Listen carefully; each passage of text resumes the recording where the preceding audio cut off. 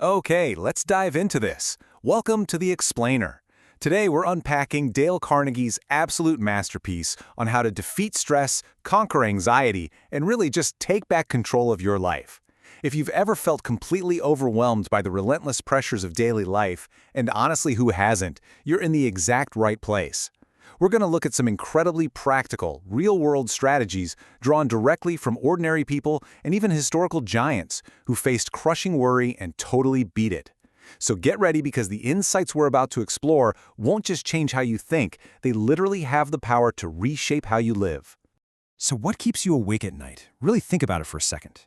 Stress, anxiety, and regret, they're like silent thieves. They creep into our minds, stealing sleep from our nights and joy from our days. Just a single lingering thought about a past mistake, or maybe a sudden flash of fear about tomorrow, can spiral into this endless cycle of worry. It leaves us restless. It leaves us utterly exhausted. So many of us spend our absolute best years alive, but not actually living, simply because we let these silent thieves rob us of our present happiness. And here's exactly why that happens. On one side, we have the past, which is completely unchangeable.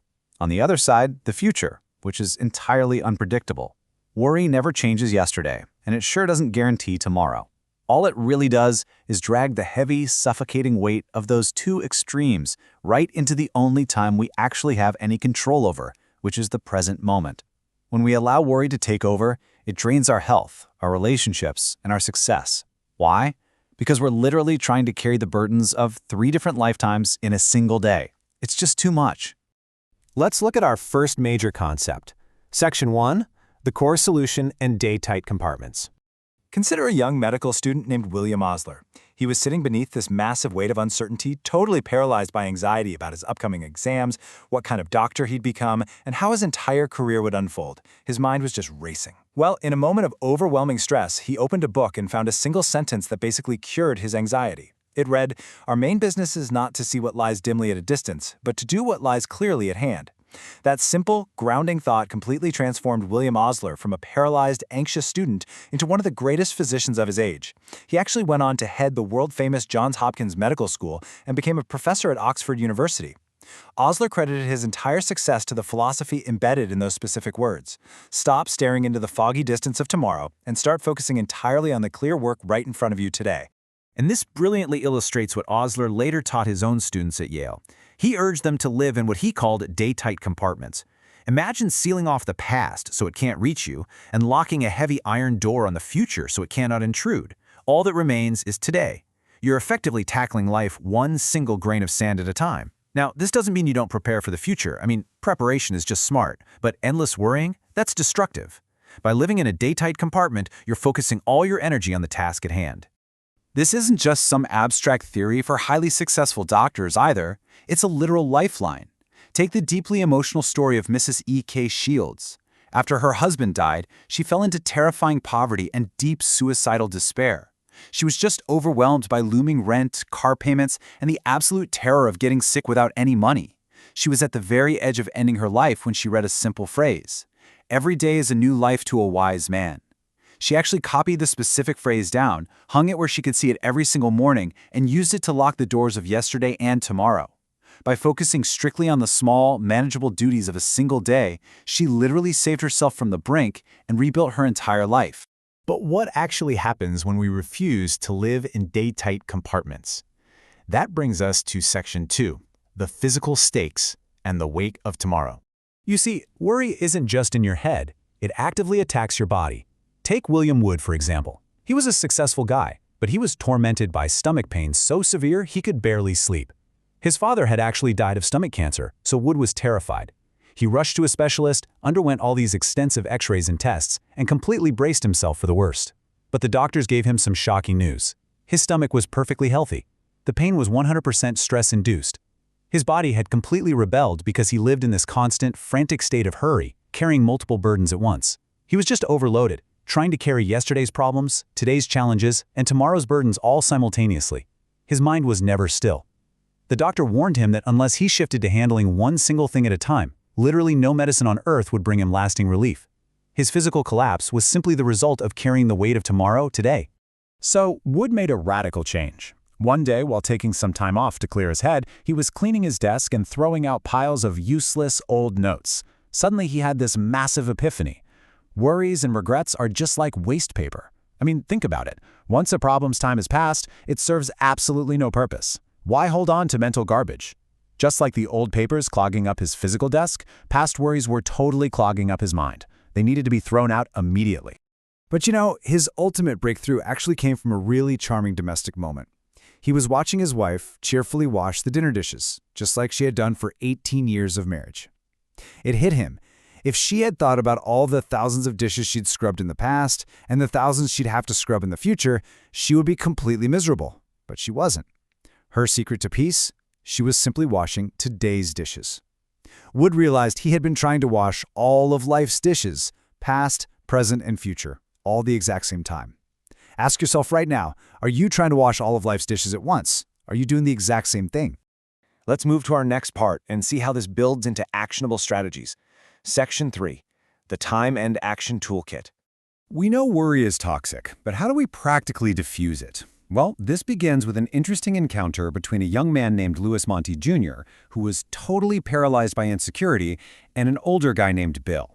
Now, Bill had lost his life savings in the 1929 crash. He went bankrupt again in 1933, and then, incredibly, a third time in 1937.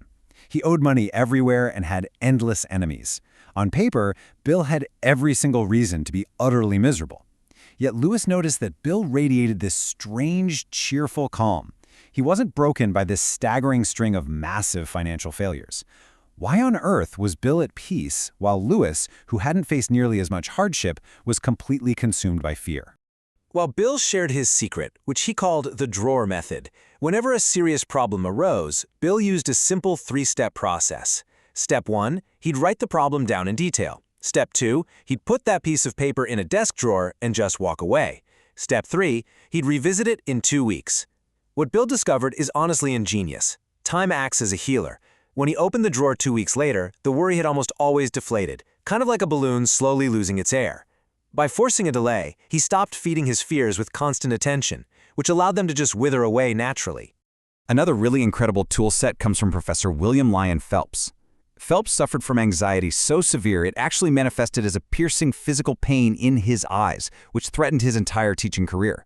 So he developed this active 5-step checklist to overcome it. First, enthusiasm. He found that passionately teaching a subject made his pain literally vanish. Second, reading. Losing himself in a really good book provided a much-needed mental escape. Third, exercise. He played tennis to burn off all that nervous energy.